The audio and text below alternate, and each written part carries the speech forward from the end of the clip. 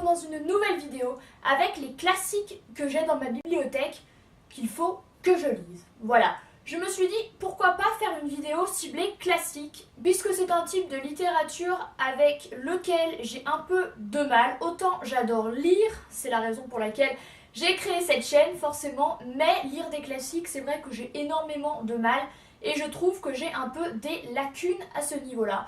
Et étant donné que j'adore élargir ma culture littéraire, eh bien je me fixe toujours plus d'objectifs. Alors le premier livre que j'aimerais beaucoup lire, que j'ai dans ma bibliothèque, il s'agit de Macbeth, la fameuse pièce de Shakespeare. Pourquoi? Parce qu'au lycée j'ai fait du théâtre pendant 3 ans et on a joué 2 pièces de Shakespeare, à savoir Le songe d'une nuit d'été et Hamlet. Et j'ai vraiment eu un coup de cœur pour Shakespeare, pour sa littérature, pour la richesse de ses pièces, la complexité de ses personnages, et tout simplement parce que c'est le maître de la littérature anglaise, tout simplement, et j'ai énormément envie de lire cette fameuse pièce avec la fameuse Lady Macbeth. Voilà, d'ailleurs je souhaite toujours voir l'adaptation cinématographique ou même les adaptations cinématographiques.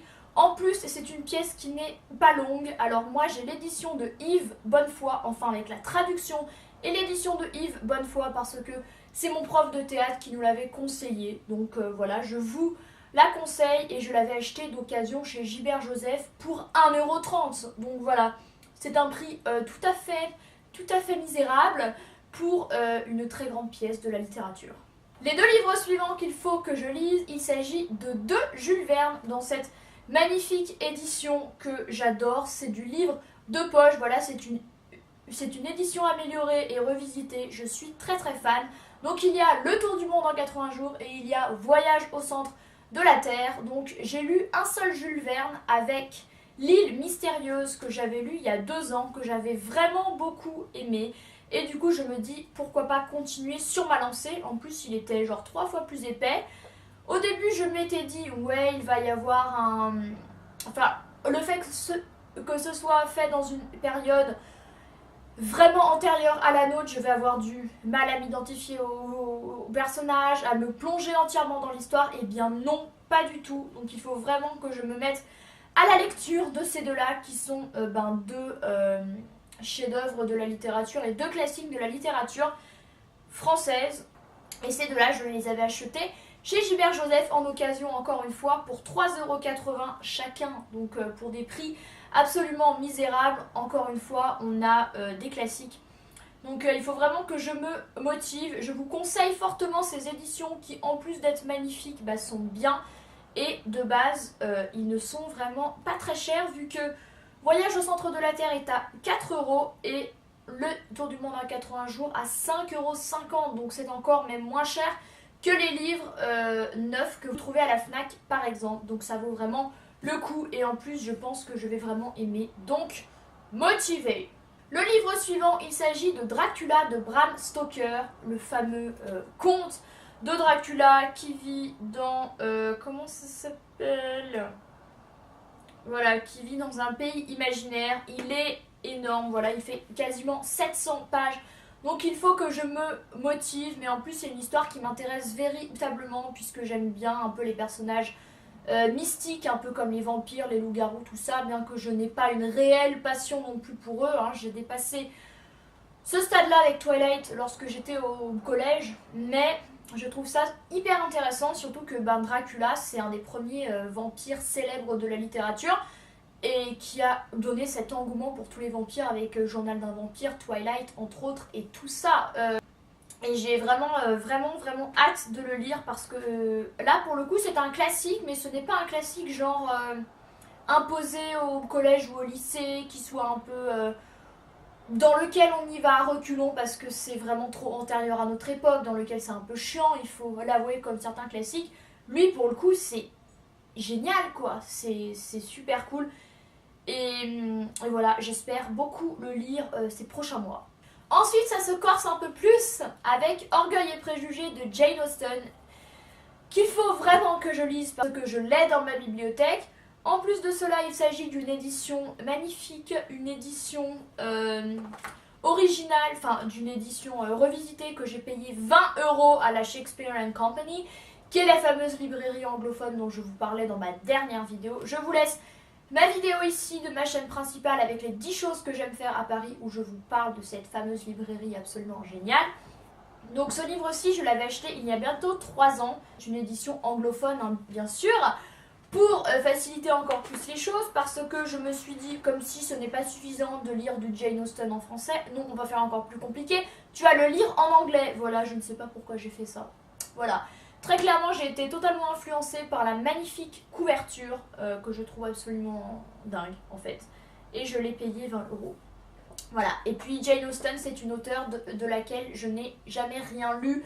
Je trouve ça vraiment dommage, d'autant que ces livres ont été interprétés au cinéma et que j'aimerais beaucoup voir ces interprétations-là. Et c'est voilà, c'est un classique anglais, notamment celui-ci. Bien qu'apparemment ce n'est pas du tout le plus simple à lire, ce fameux Pride and Prejudice. Donc, eh bien, bon courage à moi-même, mais juste pour la beauté du livre, je le lirai un jour.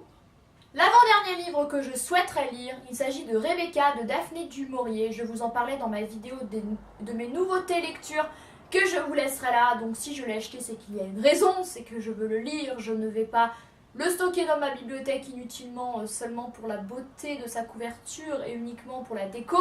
Non, donc c'est de Daphné du Maurier, je viens de le dire, qui est une auteure française du XXe siècle. Et voilà, j'en ai entendu beaucoup parler de Rebecca et de Ma cousine Rachel, donc je me suis précipitée sur celui-ci. En plus, j'ai une amie qui l'avait lu et qui m'avait dit à quel point il était bien. Il a été adapté en film, tout comme Ma cousine Rachel. Et vu que j'avais beaucoup envie de voir ces adaptations cinématographiques récentes, je me suis dit, tu vas lire les livres avant. Donc je vais me motiver parce qu'en plus le pitch m'intéresse beaucoup, puisqu'il s'agit d'une femme qui va se retrouver dans un manoir qui s'appelle Manderley et qui va être un peu hantée par le spectre de l'ancienne femme décédée de son mari actuel. Voilà, je trouvais que ça pouvait être sympa, un peu cette ambiance mystique, lugubre, je pense, qui se rapprochera de Dracula, je pense. Voilà, je vous redirai ça quand je l'aurai lu, et en plus la couverture est magnifique. Et le dernier classique que je souhaite vraiment lire et que je vais commencer, il faut que je me motive plutôt que de regarder des séries, il faut que je lise. Il s'agit de Frankenstein de Mary Shelley. Alors ce livre-là, je l'ai depuis peut-être 2 ans dans ma bibliothèque sans le lire. En plus, c'est pas comme s'il était très épais vu qu'il fait 300 et quelques pages. C'est un livre duquel j'ai entendu parler il y a au moins 10 ans. En classe de 5e, on avait lu et vu un extrait, il me semble, et ça m'avait beaucoup intéressé, d'autant que j'en avais déjà entendu parler avant de cette fameuse créature monstrueuse qui dépasse le mètre, si je me souviens bien. Et voilà, ça m'intéresse beaucoup. Donc là, j'ai mis mon marque-page au premier chapitre. Et en fait, je me rends compte que c'est un peu un roman épistolaire, donc sous forme de lettres, du moins au tout début. Donc j'espère que je vais accrocher. Apparemment, ensuite, ce sont des chapitres normaux. Donc ça devrait le faire. En plus, c'est une histoire fantastique hyper intéressante et hyper connue. Et pour moi, il s'agit d'un classique qu'il faut vraiment que je lise. Donc voilà, c'en est tout pour les classiques qu'il faut que je lise et que j'ai dans ma bibliothèque. Donc en plus de ça, je n'ai nul achat à faire, donc c'est encore mieux. J'espère que cette vidéo vous aura plu. N'hésitez pas à lui mettre un pouce en l'air si ça a été le cas, à me dire en commentaire quels sont les classiques que vous aimeriez lire, soit que vous avez déjà, soit que vous aimeriez acheter et lire un jour dans votre vie.